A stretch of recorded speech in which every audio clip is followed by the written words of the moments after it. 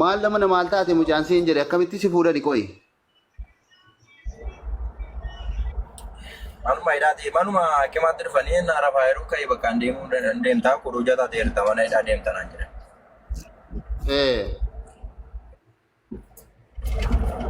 Akkasitti deemaa jirra kunoo. Wayyoo maal lama nan siin jedhe waamee qaba kaataan meeqa osoo eenyuun jedhe Beeku basmaan godhe amma danda'ame tokkotti amma ijoollee namni ta'e sitti dhiyaatutti basmaa gochuu yaaliin godhiniiti amma si danda'ame basmaan godhinii didi amma ijoolleen si bira ga'anutti yoo dhufanii ijoolleen si baasan yoo baane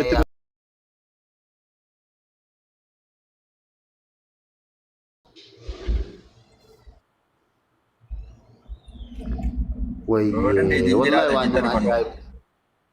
Amma hamma mana Sa'iid sana keessaa osoo hin baafamine sochii keessatti rakkatu na baasaa osoo jedhu adda garuu deebisanii qabanii immoo akkasitti geessuun hedduu wallahi nama gaddisiisa osoo namni keenya jiru. Yoo dandeettiitti qabaatan achitti dhuftanii yaasa'u dandeettii qabaatan.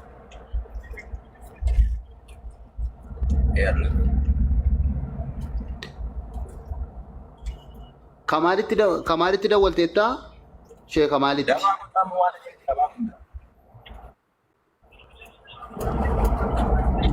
Yalla. Mube ishee Najibitti dawwale moo dawwalu anasi? Isaani?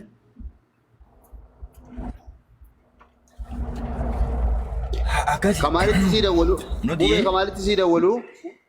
No, Kamaalee miti jaala. Walla osoo ishee Najibi amma tokko namni fayyaduu danda'u sila. Danda'ame. Meera meera fannaa dhufanu meera achitti dhufanu jumaanni sila biyya galuun oolamu jira. Ati didi bakka basmaan godhine amma waan feete taatutti didi wantu. Intina qabda waan makiinaa yoo miilaan gadi buutu moo kakkame qabda? Wama qabdaa fi waan ittiin buutee makiinaa keessaa yoo eenyu jettu. Amboodii isaa yaa. Ayyaa. Maaluma sii goonaree nama nannu maaluma goonaree immoo beeksiin jedhe mee maal sii goone maal baddooti. Hin qabammoo jalatitti kenne subhaanallah ummata gara jabeenya. Mustaifaa baafteetti na kennite yoo odee sirbee jennee irraa amma bakka. Warruma mana yaalaatu doktora baasetti si kennee. Doktora bakka lana dhumateera. Gadi bayi jedhanii uffata keenya walitti qabadhu gadi bayi deemi bakka nama deettan gadi. Yeroo gadi Maalan godhe dirqamaan taa'uun hin jiru gaafa guyyaa dirqamaan taa'e nan ta'a akkanan taa'an hin jiru maalan godha.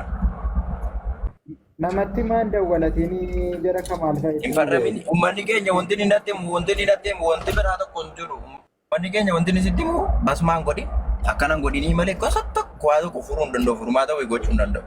Igale. Yaa boleessu firmaa harka kee fuute irra keessi bari fedhii kee miitinaa keessa darbine uummanni kun mujrimaa bar.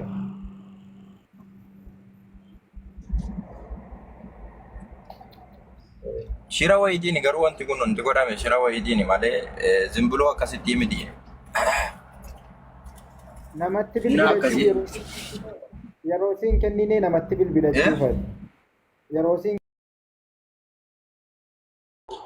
Bayi bulubbuudha lubbuun siin jedhe ana waan dagadde iyyuu hin beeku achitti waa hedduu dagadde iyyuu ani.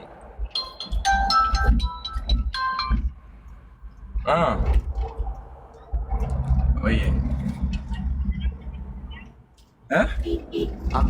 Abdii akkasitti dhugaa rabbi hedduu ani na ajaa'ibe dhugaa akkasitti takkanneessu. Assalamu alaikum warahmatullahi wabarakatuh. Waalaikum assalam warahmatullahi wabarakatuh. Mubeen garam deemaa jira akka makiinaa shortaanaaf fakkaattee gara duubaa kanaa yoo laalu shafti. Dhufanii fuudhanii baanii kaan boona. abdii keetaa Garamitti deemuudhaaniif. Maamunuma hidhaati malee eessa deema kala singaltaa waan adda addaa fixattee jedhaniituma fuudhanii baanii kun.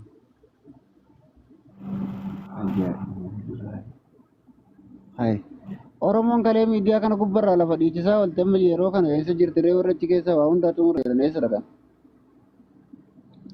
Wallahi yaa bonatti kodhiise yeroo hunda yeroo manni ol ba'e iyyate qofa yookaan yeroo manni rakkoo keessan jira yeroo manni waa dhaga'e malee hagammatti namni yeroo inni laayivii kanarraa ba'e namni quba qabu hin jiru. Ani amma tokkotti dhiyaadhee nan arga waan ta'eefu.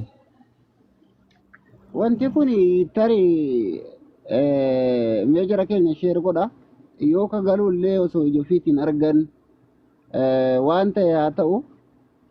Warra jala kana jettan sheer godhame taaptaap koppiliinkis godhaadha.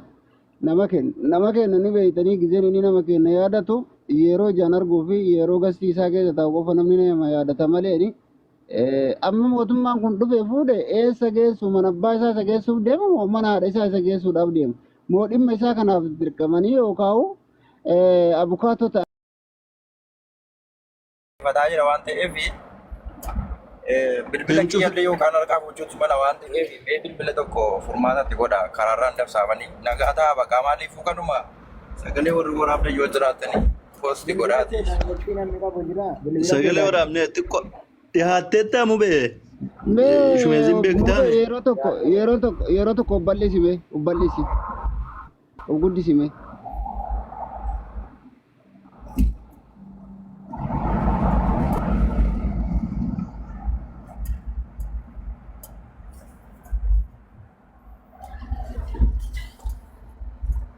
Mube sitting dhagahaminiit inshallah waan nurraa eegamuun goona. Silaa galuun kee noolu. Yoo si hidhanis rabbi si faana ta'u waan si godhamuu qabu siif goona waan humna keenya. Ammoo dubbiin kee kun shira guddaa qabdi. Namni dhimma kee hordofaa jira. Dubbina sun akkam ta'ee osoo namni koreen wa'ii dhimma kee harkaa qabuu daddarbanii poolisatti si kennuun kun namni keenya wal nyaata. Qarshuma xiqqootti wal gurgurata. Siin rabbiin si faana haa ta'u nuti waan humna keenyaa siif goona garuu dhimma kee kan ammoo qorannee irra ni geenya shaadha. Kun waan haaraa miti uummata keenyaaf waan xiqqootti wal gurgurata beekamaa kun shira dalagame mucaa kanarratti shira ija qabu. Shira malee abdii koo biyya kanatti namni osoo jarri nama duuka fiigan qeensi namarraa cite koo jarri nama qaban hin geessanu ture hin gadhiisan hin beekta. Kun immoo qaama miidhamaan namni luka haddii kanarraa cite miila ittiin gadi bahee amma dhaquu hin dandeenye meeshaalee isaa qabaate malee keefitti mana hidhaa dhaqan danda'amu ture. Kun shira guddaa irra dalagame malee biyyi kun mootummaan yoo hin beektaatillee keessa turte waan ta'eef. Gurguratan mucaa kana jaallata. Meejara keenya waan gootanii. Dhugaa dubbachuu fi dubbiin mucaa kanaa nama dhibdii. Yalla bakka nagaa ta'a.